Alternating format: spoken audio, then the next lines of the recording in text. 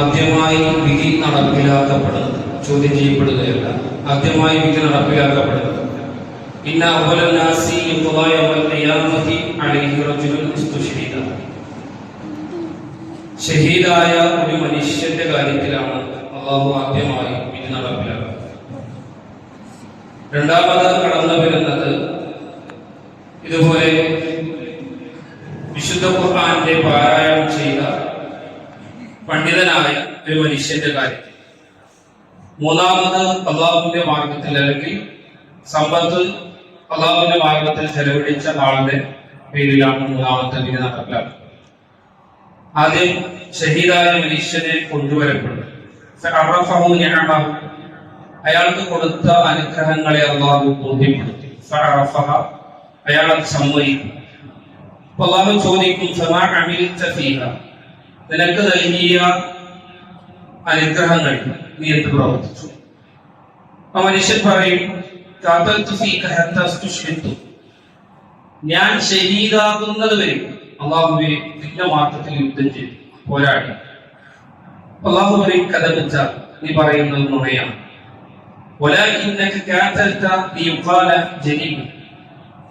നീ യഥാർത്ഥത്തിൽ യുദ്ധം ചെയ്തത് നീ ഒരു ശക്തനായ പോരാളിയാണ് എന്ന് ആളുകൾ പറയണമെന്ന് നീ ആഗ്രഹിച്ചു. അതിനുവേണ്ടി നീ പോരാടി ഫഖദഖീല, ആളുകളെല്ലാം ആ നിലക്ക് പറയുകയും ചെയ്തു.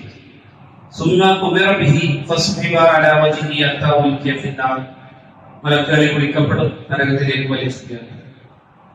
രണ്ടാമത്തെ മനുഷ്യൻ അറിവ് പഠിക്കുകയും ജനങ്ങളെ പഠിപ്പിക്കുകയും വിശുദ്ധ ഖുർആൻ പാരായണം ചെയ്യുകയും ചെയ്ത ഒരു മനുഷ്യനാണ്. ഇദ്ദേഹത്തെ വിളിച്ച് അനുഗ്രഹങ്ങളെല്ലാം ബോധ്യപ്പെടുത്തിയിട്ട് ചോദിക്കും, എന്ത് ചെയ്യും?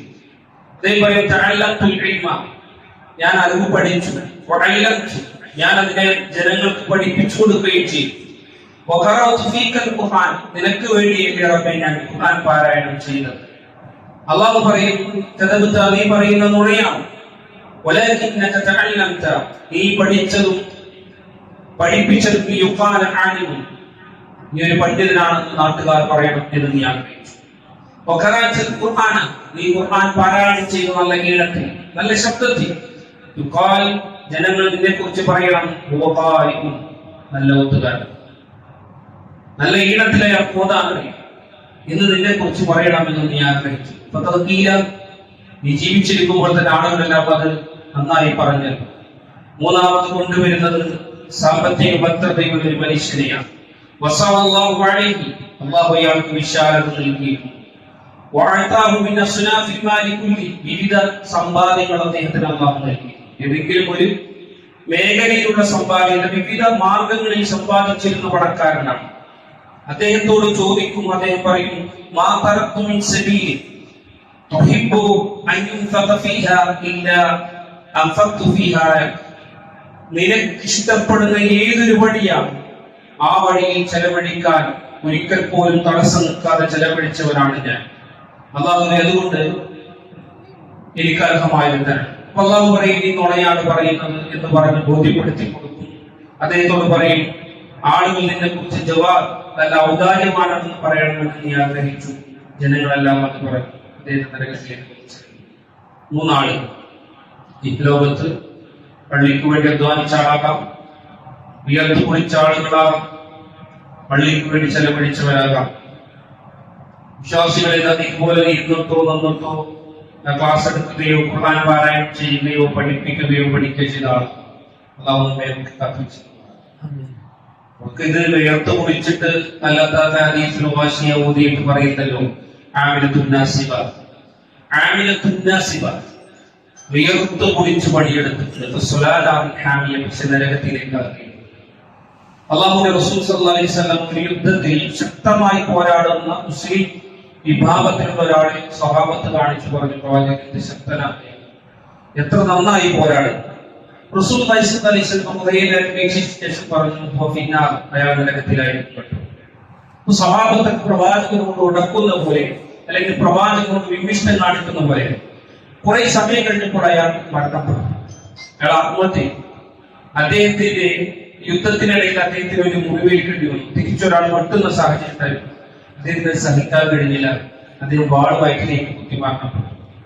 ഈ വാർത്ത റസൂലുള്ളാഹി സ്വല്ലല്ലാഹി അലൈഹി വസല്ലമയുടെ അടുക്കലേക്ക് എത്തിയപ്പോൾ നബി സല്ലല്ലാഹു അലൈഹി വസല്ലം പറഞ്ഞൊരു വാക്കുണ്ട്, അഷ്ഹദു അന്നീ റസൂലുള്ളാഹ്, ഞാൻ അല്ലാഹുവിന്റെ പ്രവാചകനാണെന്ന് ഞാൻ സാക്ഷ്യം വഹിക്കുന്നു എന്ന് നബി സല്ലല്ലാഹു അലൈഹി വസല്ലം പറഞ്ഞു. വിശ്വാസികളെ, നബിയുടെ കൂടെ യുദ്ധത്തിനിറങ്ങി മരുഭൂമിയിലെ വെയിൽ കൊണ്ട് പോരാടിയ മനുഷ്യൻ പോലും അവസാന നിമിഷത്തിൽ നരകത്തിലേക്കുള്ള വഴിയിലേക്ക് വീണുപോയിരുന്നു.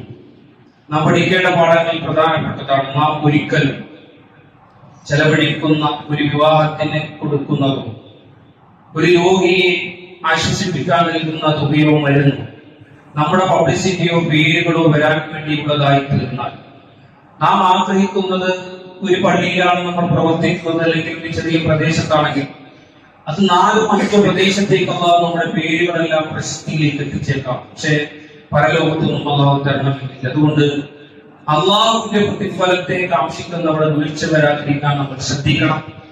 ഈ നിയ്യത്ത് എന്ന് നമ്മൾ ക്ലാസ്സിൽ എടുത്തതാണ്. പക്ഷെ ഈ വിഷയത്തിലെ ഏറ്റവും ഗൗരവമായ ഒരു കാര്യം, ഒരിക്കലും തുടക്കത്തിലെ ആത്മാർത്ഥത അവസാന നിമിഷം വരെ ചോർന്നു പോകാതിരിക്കാനും കൂടി ശ്രദ്ധിക്കണം.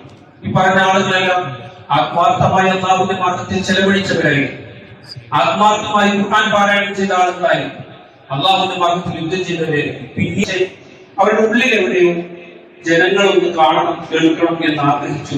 അതുകൊണ്ട് നമ്മൾ പരിപാടി നടത്തുമ്പോഴോ ഒരു പരിപാടിക്ക് 4 ആൾ വന്നിരിക്കുമ്പോഴോ നമ്മൾ ഇമാം നിൽക്കുമ്പോഴോ പിന്നിൽ നിൽക്കുന്നവർ നമ്മുടെ ശബ്ദത്തെ ആസ്വദിക്കട്ടെ, കേൾക്കട്ടെ എന്ന നെയ്യത്തിലേക്ക് മാറാതിരിക്കാൻ നാം ശ്രദ്ധിക്കണം. കുടുംബത്തിലെ വിവാഹങ്ങളൊക്കെ ചിലപ്പോൾ നമ്മൾ ഏറ്റെടുക്കേണ്ടി വരും. ചില രോഗികളുടെ കാര്യങ്ങൾ നമ്മൾ ഏറ്റെടുക്കേണ്ടി വരും.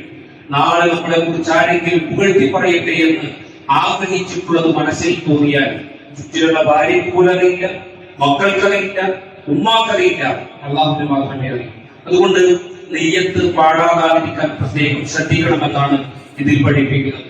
വിശ്വാസികളെ സ്വഭാവത്തിൽ താബീങ്ങളിൽ മരണപ്പെട്ടു പോയിട്ട് അവരുടെ അഭ്യുപയത്തിൽപ്പെട്ട അലിയുള്ളാന്റെ പേരക്കുട്ടി മരണപ്പെട്ടു പോയിട്ടുള്ള ചരിത്രം നമുക്കറിയാം. അദ്ദേഹത്തിന്റെ തോളത്ത് അങ്ങനെ നീരുണ്ടായി, ചുമട് താങ്ങിയ നീര്.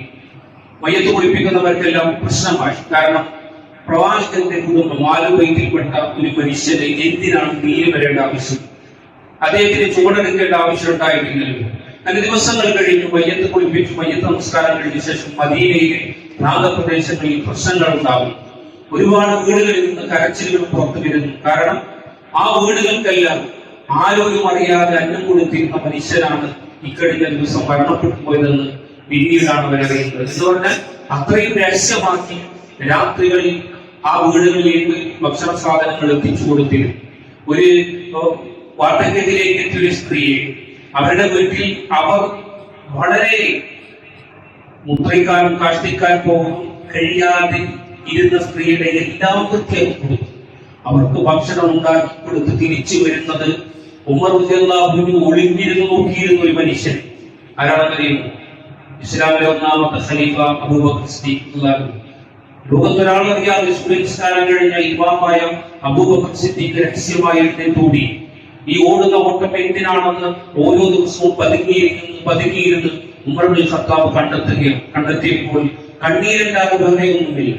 ഒരു രാജ്യത്തിന്റെ വലിയൊരു വ്യാപകമായി കിടക്കുന്ന മക്കയുടെയും മദീനയുടെയും അതിനപ്പുറത്തേക്ക് വിസ്തൃതമായി കിടക്കുന്ന പ്രദേശത്തിന്റെ ഖലീഫ രാജാവായ അബൂബക്കർ സിദ്ദീഖ് ഒരു നാണയത്തുട്ട് ഇങ്ങോട്ട് കിട്ടാം എന്ന ഏറ്റവും അറപ്പുള്ള ഒരു വിഷയത്തിൽ അവരുടെ എല്ലാം വൃത്തിയാക്കി കൊടുത്ത് അവർക്കുള്ള ഭക്ഷണം ഒരുക്കി അവരുടെ വസ്ത്രം അലക്കിയിട്ട് ഉണക്കാനിട്ട് കടന്നു വരുന്ന തിരിച്ചു വരുന്ന രഹസ്യമായി ചെയ്യുന്ന ഒരു മനുഷ്യനെയാണ് ചരിത്രത്തിൽ നമ്മെ പഠിപ്പിക്കുന്നത്. വിശ്വാസികളെ കൊണ്ട് നാം റമദാനെത്തുമ്പോൾ റമദാനിലെ കിറ്റ് കൊടുക്കുന്നവരാണ്.